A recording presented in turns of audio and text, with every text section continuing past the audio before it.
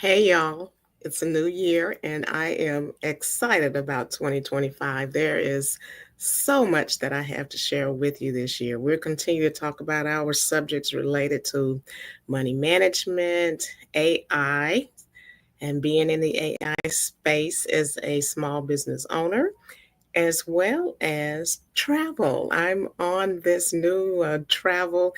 Actually, it's an old love of mine. I've traveled the world. I've been to a lot of pretty exciting countries over the years. However, we'll talk about more of this week.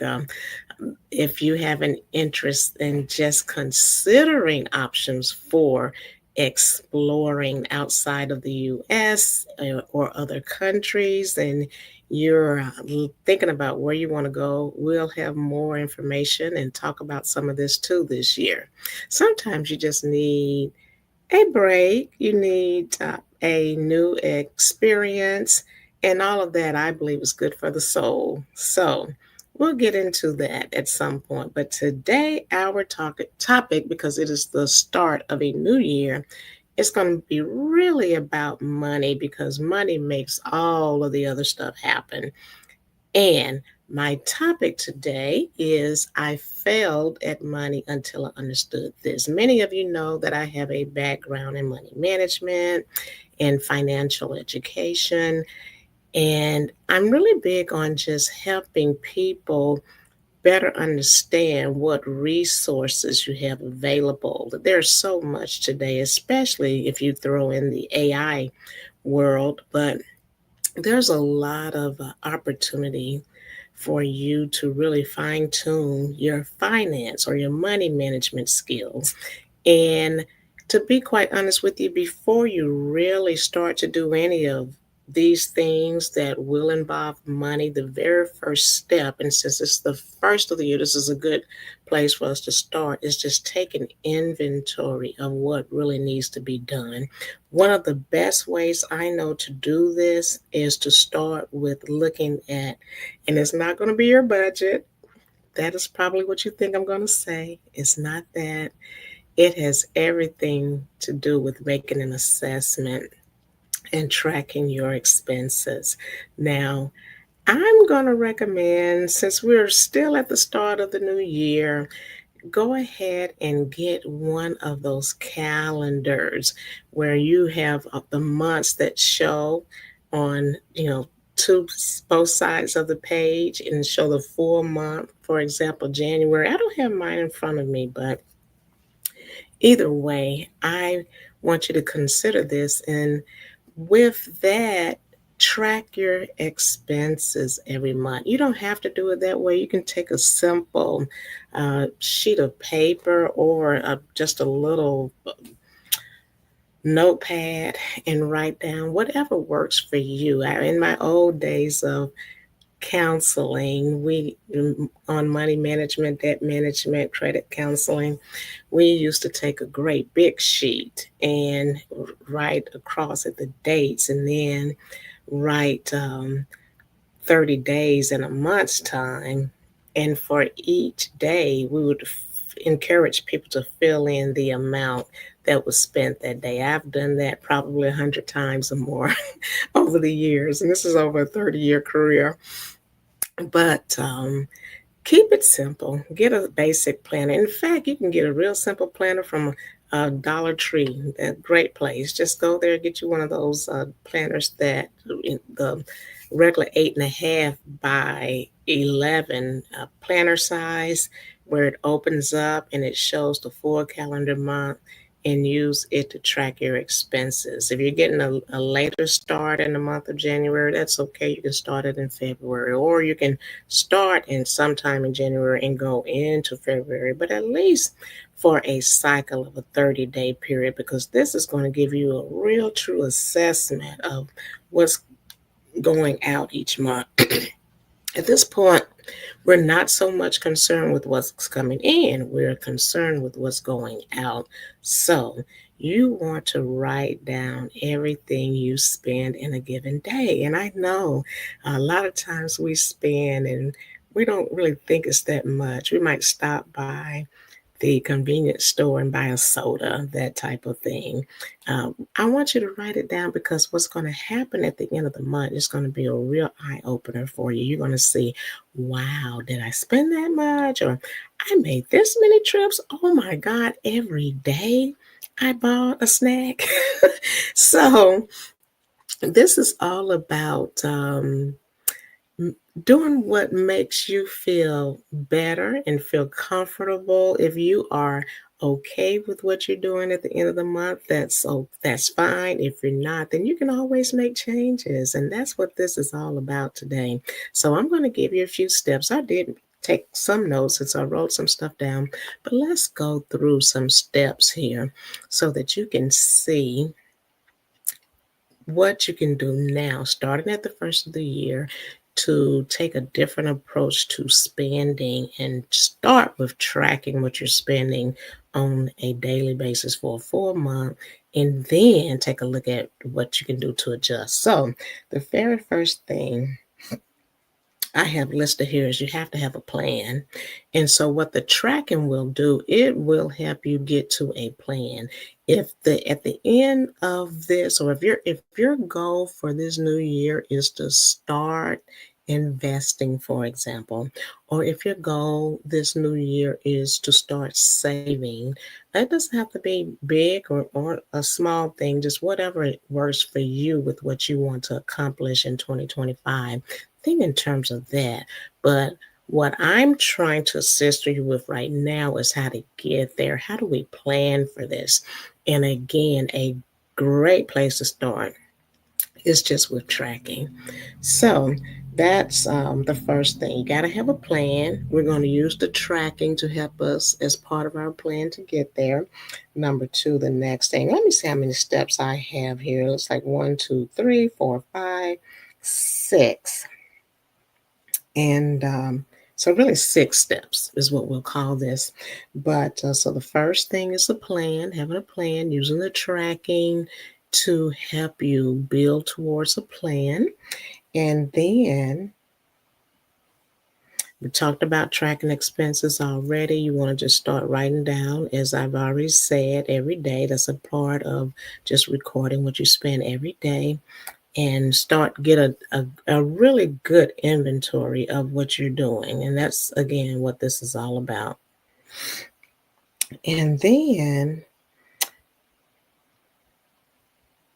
I want you to consider, usually when we're talking about budgeting, we're talking about not even budgeting yet. Let's not get there. When we're talking about what can we do based on our tracking and what we see that we're spending each month. The very first thing that we can do is usually cut expenses. I don't want you to be too hard on yourself, but cutting expenses is always an option.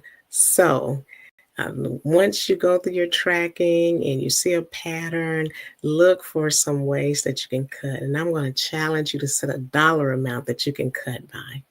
Now, if you're doing everything fine and everything is within your budget, then that's great. You don't even have to cut. But if you can cut, or you see a need to cut, then this tracking is going to help you with that. So I want you to determine, do you want to cut by $100? Do you want to cut by even more than that? Again, that's going to be up to you. Okay, the next step is going to be, if there's not really anywhere for you to cut, and at the end of this 30-day period you see that you need more money, then you're going to have to increase your income. So I want you to get very real with yourself and determine, what steps do I need to take and how can I increase my income? It might mean that you've got to increase your income by $100. Again, the same concept of determine a dollar amount that you need to offset the amount that you're short by. So it might mean that you need to add $100. You might need to add two. It might mean you need to add quite a bit. It might mean that you need to add $400 to $500. You may have to consider part-time income.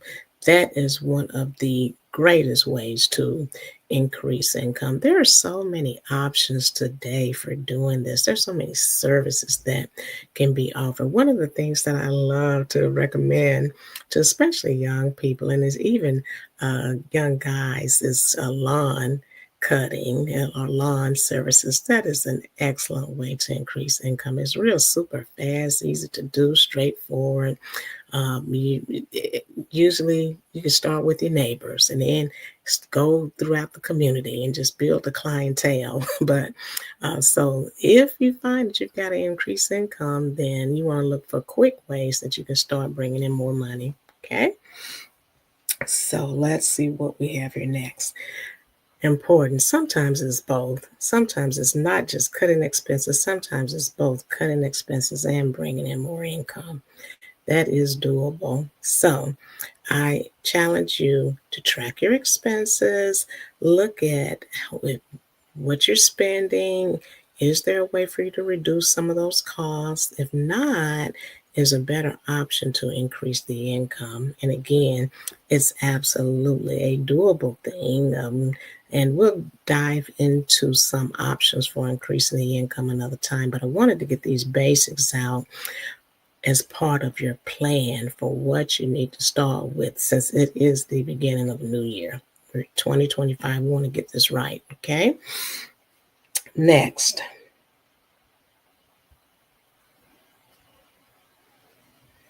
we've already talked about this looking deep. And it in terms of cutting, it might be that you've got to do some really in-depth cutting. So it might be a matter of you just challenging yourself. $100 just isn't enough. What is it possible that you can cut for a certain period of time? Is it possible that you can cut for 90 days until you can increase the income? Sometimes we really do have to get really real about our circumstances, where we are in terms of where we want to be. You can get there. I know that for a fact. So if it's a situation where you're finding that you just got to go a little bit deeper with cutting the expenses that you have month to month, and that's okay. Look for ways that you can go even deeper into cutting expenses, and again, there's nothing wrong with that. Now, let's see.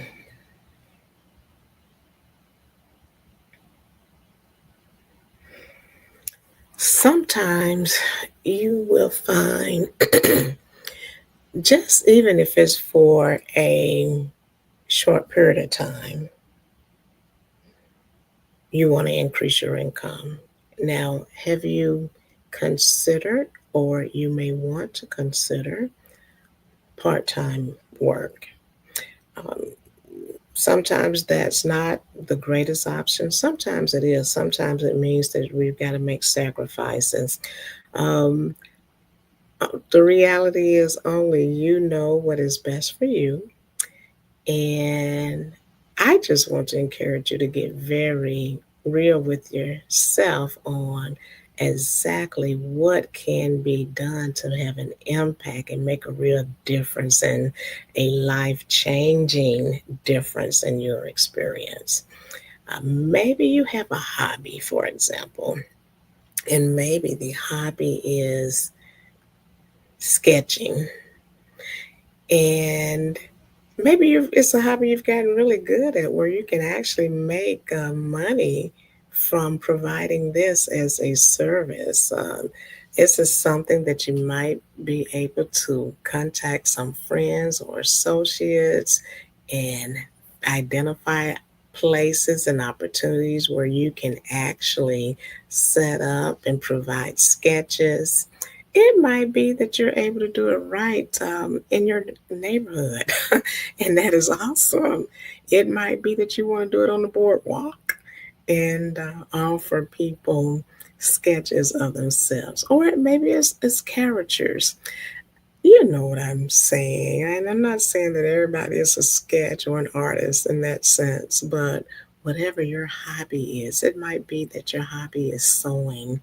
Is there a way that you can really provide sewing to people as a service? I could go on and on. I'm one of those people who see opportunities when it comes to increasing income in everything. So just kind of think about what you're good at, what you like to do. It might be cooking. It may be helping people with meal planning, especially since this is the beginning of the year, just giving people ideas. Because of social media, there's so many ways today to share the talent that you have and the services that you can offer. You might want to offer a cooking class.